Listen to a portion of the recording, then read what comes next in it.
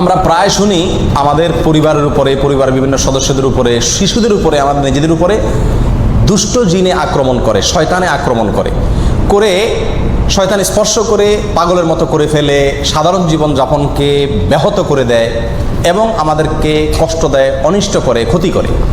জিনের ক্ষতি, অনিষ্ট, দুষ্ট জিনের আক্রমণ থেকে বাঁচার জন্য কোরআন এবং সুন্নাহ অনুযায়ী বেশ কিছু আমল আছে। এরকম 12টি আমলের কথা আজ আমরা বলবো, যে আমলগুলো করার মাধ্যমে দুষ্ট জিনের আক্রমণ থেকে আমরা নিজেরা বাঁচতে পারবো, নিজেদের শিশু এবং পরিবারের সদস্য অন্যদেরকে আমরা আত্মরক্ষার ব্যবস্থা বাতলে দিতে পারবো ইনশাআল্লাহ। নাম্বার 1, 5 ওয়াক্ত সালাত সময় মতো সঠিকভাবে আদায় করতে হবে। 5 ওয়াক্ত সালাতের পাশাপাশি পরিপূর্ণভাবে ইসলামের উপরে চলার চেষ্টা করতে হবে, তাকওয়ার উপরে চলার চেষ্টা করতে হবে। তাহলে আল্লাহ তাআলা শয়তান থেকে আপনাকে বাঁচাবেন, রক্ষা করবেন। দলিল হলো কোরআনে কারিমে সূরা যুখরুফের আয়াত নম্বর 36। আল্লাহ সুবহানাহু ওয়া তাআলা বলেছেন, ওমাইয়াশু আন যিকরির রহমান নুকাইয়িদ লাহু শাইতানান ফাহুয়া লাহু কারিন। যে আল্লাহর জিকির থেকে, আল্লাহর স্মরণ থেকে গাফেল হয়ে যায়, নামাজ নাই, রোজা নাই, আল্লাহর স্মরণ নাই, দুনিয়ার ভিতরে ডুবে থাকে, হাসি তামাশা বিনোদনের ভিতরে ডুবে থাকে, শুধুমাত্র আল্লাহর জিকির স্মরণ তার জীবনে নাই, আল্লাহ বলেন ওই ব্যক্তির জন্য আমি একটি শয়তান নিযুক্ত করে দেই। শয়তান আল্লাহই লাগায় দেয়, দুষ্ট জিন আল্লাহই তার পিছনে লাগায় দেয়। ফাহুয়া লাহু কারিন, সে তার সঙ্গেই থাকে একেবারে মৃত্যু পর্যন্ত বা সঠিক রাস্তায় আসার আগ পর্যন্ত। তাহলে আল্লাহর পথে আসলে, 5 ওয়াক্ত সালাত আদায় করলে এবং হক হালালি চলার চেষ্টা করলে আল্লাহ সুবহানাহু ওয়া তাআলা ওই ব্যক্তিকে শয়তানের আক্রমণ থেকে বাঁচাবেন। এছাড়া আপনারা বিখ্যাত একটি হাদিস জানেন, নবী সাল্লাল্লাহু আলাইহি ওয়াসাল্লাম বলেছেন, কেউ যদি রাতে ঘুমায়, শয়তান প্রত্যেকটা ঘুমন্ত ব্যক্তির কপালে 3টা করে গিরা দেয়। শয়তান কি করে? কেউ যদি রাতে ঘুমাতে যায় তো শয়তান ওই ঘুমানো ব্যক্তির কপালে 3টা গিরা দেয়। এই গিরা দেওয়ার উদ্দেশ্য হলো যাতে সে উঠতে না পারে, কারণ শয়তানকে আল্লাহ তাআলা সে পাওয়ার দিয়েছে। তো শারীরিকভাবে তাকে দুর্বল করে ফেলে, অলস করে ফেলে, শরীরকে মেজমেজ করায় দেয়, সে নামাজের জন্য ফজরের সময় ওঠার ক্ষমতা যাতে না থাকে। তখন সৎ সাহস করে ইমানি শক্তির বলে বলিয়ান হয়ে যদি কেউ উঠতে পারে, একটা গিরা খুলে যায়। এরপরে ওযু করে নামাজ পড়তে গেলে বাকি গিরাগুলো খুলে যায়। খেয়াল করে দেখবেন যে ফজর নামাজ যদি পড়তে যান, ঘুম থেকে উঠে ওযু করে, শরীরের ভিতরে যে একটা অলসতা ছিল পুরাটাই কেটে যায়, কারণ যে গিরাগুলো সব খুলে গেছে। তাহলে 5 ওয়াক্ত সালাতের মাধ্যমে কি করা যায়? শয়তানের আক্রমণ থেকে রক্ষা পাওয়া যায়। দ্বিতীয় করণীয় হলো, সকাল সন্ধ্যা নবী রাসূলুল্লাহ সাল্লাল্লাহু আলাইহি ওয়াসাল্লাম বহুত গুরুত্বপূর্ণ জিকির এবং দোয়া শিখাইছেন। নিয়মিত যদি কোনো পরিবারের সদস্যরা সকাল সন্ধ্যার এই দোয়াগুলো সব সময় করে, কোনো কষ্টের বিষয় না, খুব সহজ, তাহলে ওই পরিবারের সদস্যদেরকে আল্লাহ তাআলা জিনের আক্রমণ থেকে কি করেন? বাঁচান। সকাল সন্ধ্যার দোয়া অনেক, সেখান থেকে আমরা কয়েকটা এই সংক্রান্ত সরাসরি এই জিন বা দুষ্ট জিনের ক্ষতি থেকে বাঁচার জন্য যেগুলো কার্যকর, সেরকম কয়েকটি দোয়ার কথা বলবো। এর ভিতরে একটা দোয়া হলো আউযু বিকালিমাতিল্লাহি তাম্মাতি মিন শাররি মা খালাক, অর্থাৎ আমি আশ্রয় চাই আল্লাহর পূর্ণাঙ্গ কালিমার, পূর্ণাঙ্গ বাক্যের মাধ্যমে আল্লাহ যত সৃষ্টি করেছেন ক্ষতিকর বস্তু, সেগুলোর ক্ষতি থেকে। তাহলে দুষ্ট জিনও আল্লাহর ক্ষতিকর সৃষ্টি, বা সে আমার ক্ষতি করতে পারে, তার ক্ষতি থেকে আল্লাহর কাছে আশ্রয় চাইলাম। এই দোয়াটি যদি 3 বার সকাল এবং সন্ধ্যা পাঠ করে, সহিহ মুসলিম হাদিসে আসছে, আরো অন্য হাদিসের কিতাবে আসছে, আল্লাহ তাআলা সারাদিন সারা রাত ওই ব্যক্তিকে সব ধরনের বস্তুর ক্ষতি থেকে, জিনের দুষ্ট জিনের ক্ষতি থেকে আল্লাহ তাআলা কি করবেন? রক্ষা করবেন। একই দোয়া সফরে গেলে, বিভিন্ন জায়গায়, নতুন কোনো জায়গায় গেলেও পড়ার কথা বলা আছে। তাহলে ওই জায়গায় অবস্থানরত জিন বা দুষ্ট কোনো শয়তান আপনাকে কি করতে পারবে না? আক্রমণ করতে পারবে না। আপনার পরিবারকে আল্লাহ বাঁচাবেন। আর এমনিও সাধারণ অবস্থাতে দোয়া বেশি বেশি পড়া উচিত, বিশেষ করে বাচ্চাদেরকে দোয়া পড়ে ফু দেওয়া উচিত। আউযু বিকালিমাতিল্লাহি তাম্মাতি মিন শাররি মা খালাক, 3 বার সকাল, 3 বার সন্ধ্যায়। সকাল সন্ধ্যা পাঠযোগ্য দ্বিতীয় আরেকটি আমল হলো আয়াতুল কুরসি পাঠ করা। আয়াতুল কুরসি এমন একটি আমল, নগদ ফায়দা হয় জিনের রোগীকে এই আয়াতুল কুরসি পড়ে ঝাড়ফুঁক করলে, এবং এটা বিশেষ ব্যক্তিরাই করতে হবে এমন কোনো কথা নাই, বরং আমরা সবাই করতে পারি। নবী আলাইহিস সালাম আমাদের সবার জন্য শিখিয়েছেন, বলে দেন না যে শুধুমাত্র যারা ঝাড়ফুঁক করে তারাই করবে, যার কারণে আমরা সবাই এই আমলগুলো করতে পারি। আয়াতুল কুরসি এটা 3 সময় বিশেষভাবে পড়ার কথা আছে। এক হলো সকাল এবং সন্ধ্যায়, আরেকটা হলো যে 5 ওয়াক্ত নামাজের পরে একবার করে, আরেকটা হলো শোয়ার সময়। শোয়ার সময় যদি কেউ আয়াতুল কুরসি পড়ে তো আল্লাহ সুবহানাহু ওয়া তাআলা তাকে সারা রাত শয়তানের আক্রমণ থেকে বাঁচায় রাখেন। এভাবে একটা মজার ঘটনা বর্ণিত আছে আবু হুরায়রা রাদিয়াল্লাহু তাআলা আনহু থেকে। আবু হুরায়রা রাদিয়াল্লাহু তাআলা আনহুকে রাসূল আকরাম সাল্লাল্লাহু আলাইহি ওয়াসাল্লাম একবার যাকাতের মাল পাহারাদারি করার জন্য রাতে নাইট গার্ড হিসাবে নিয়োগ দিলেন। তিনি রাত্রে পাহারাদারি করতেছিলেন, হঠাৎ করে ওই মাল পাহারাদারি করার অবস্থায় দেখলেন যে একটা লোক আসলো, আয়সা ওখান থেকে কিছু মাল নিয়ে চলে যাচ্ছে। তিনি খপ করে ধরলেন, ধরে বললেন, এই মিয়া, যাকাতের মাল থেকে তুমি চুরি করতেছো? তখন বললো যে ভাই, আমি খুব গরিব মানুষ, আমার বাচ্চা কাচ্চা খাইতে পায় না, আমার ছেড়ে দেন, আমি খুব কষ্টে আছি। ওনার দয়া হয়েছে, ছেড়ে দিছে।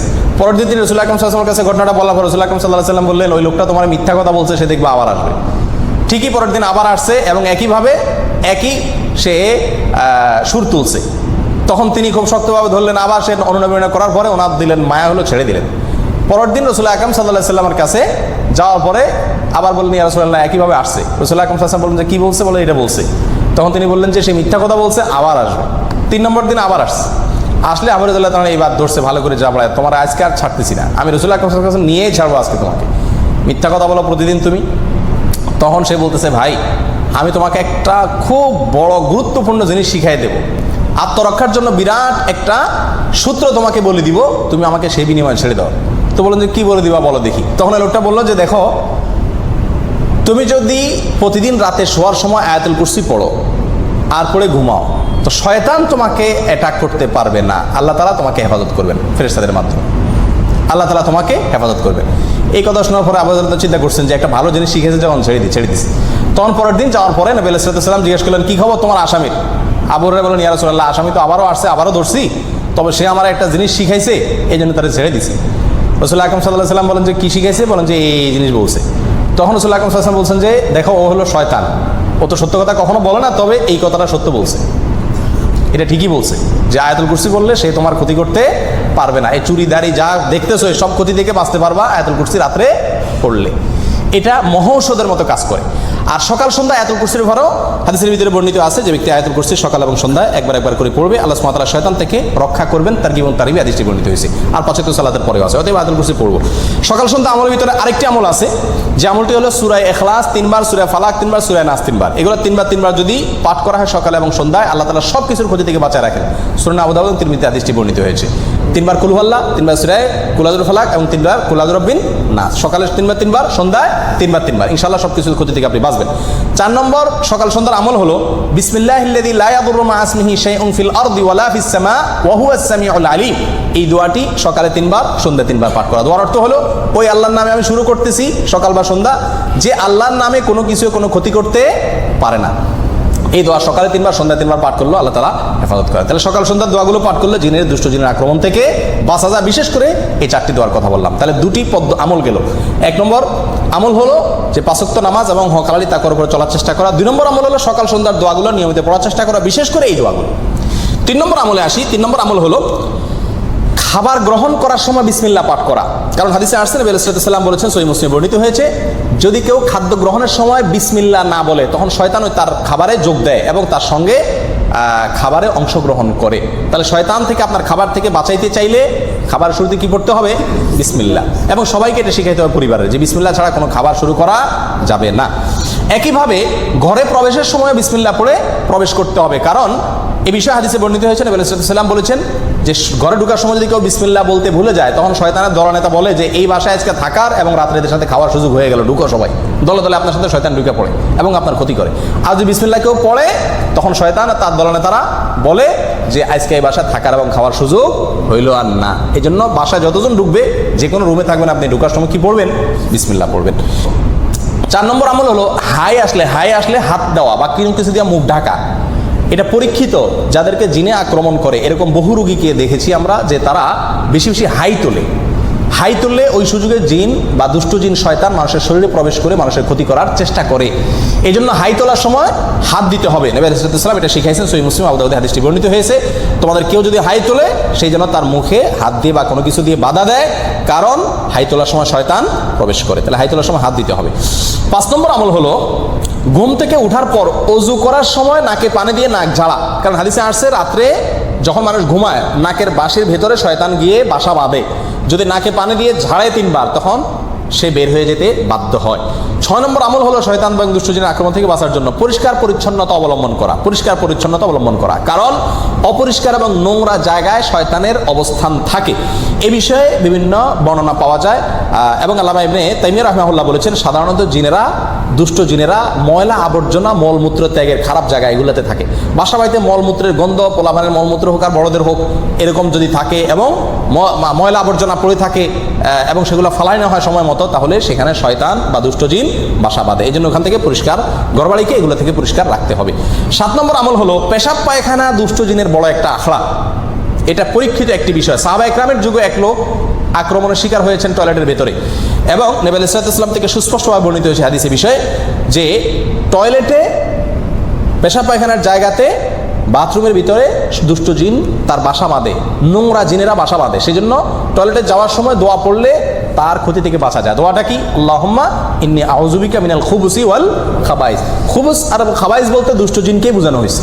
আল্লাহ, আমি আপনার কাছে আশ্রয় চাই দুষ্ট জিনের আক্রমণ থেকে। এটা বাথরুমে ঢোকার আগে পড়তে হয়। কেন? টয়লেটে ঢোকার আগে এই জন্য পড়তে হয় যে ওইটার ভিতরে দুষ্ট জিনের আখড়া থাকার আশঙ্কা আছে এবং আপনাকে সে কোনোভাবে ক্ষতিগ্রস্ত করতে পারে। 8 নম্বর আমল হলো ঘরে বেশি বেশি কোরআন তেলাওয়াত করা, বিশেষ করে সূরা বাকারা তেলাওয়াত করা। কোরআন তেলাওয়াত আপনারা এই দেশে দেখবেন যে জিনের রোগীদের যারা চিকিৎসা করে, যে সমস্ত ওলামা একরাম ঝাড়ফুঁক করে, তাদের মেইন ঝাড়ফুঁক থাকে কি? কোরআন তেলাওয়াত করে। এবং কোরআন তেলাওয়াত করলে যাদের ভিতরে জিনের সমস্যা আছে এরা পাগলের মতো ছটফট করতে থাকে এবং একটা পর্যায়ে সুস্থ হয়ে যায়। একবারে চোখের সামনে এরকম ঘটনা আপনারা শত শতবার দেখছেন যারা সৌদি আরবে আছেন।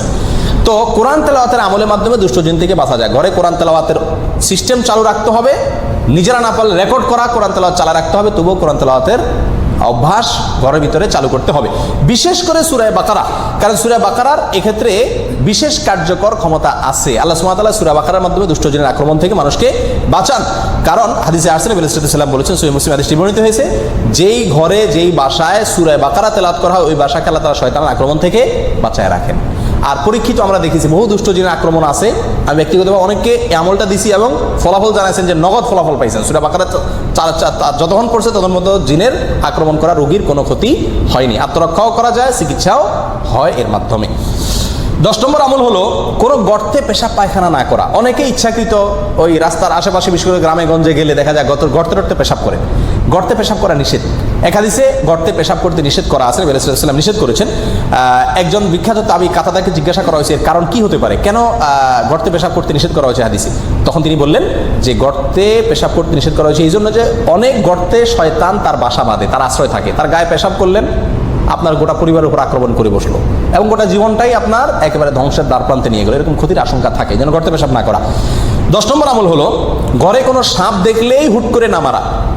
ঘর বাড়িতে, বাইরে রাস্তাঘাটে আপনি জঙ্গলে দেখলে মারেন ভিন্ন কথা, কিন্তু ঘর বাড়িতে যদি কোনো সাপ দেখেন তাহলে সেই সাপটা সাধারণ সাপ না হয়ে জিন হওয়ার সম্ভাবনা আছে।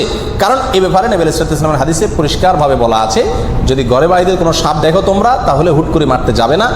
কারণ ঘর বাড়িতে যে সাপ দেখা যায় সচরাচর, এটা অনেক সময় জিন হওয়ার সম্ভাবনা থাকে। তাহলে কি করবেন? রেখে দিবেন আপনাকে কামড় দেওয়ার পর্যন্ত? না, কয়েকটা করণীয় আছে। ভিতরে একটা হলো তাকে বলবেন নিজের ভাষায়, আল্লাহ তাকে আপনার ভাষা বোঝার ক্ষমতা দিয়েছেন, আপনি বলবেন যে যদি তুমি জিন হয়ে থাকো জলদি সরে যাও। যদি তখন আপনার কথা শুনে সরে যায় তাহলে বুঝবেন জিন, আর যদি না সরে তাহলে এবার আপনি সাধারণ সাপ হিসাবে তাকে কি করতে পারেন? মারতে পারেন।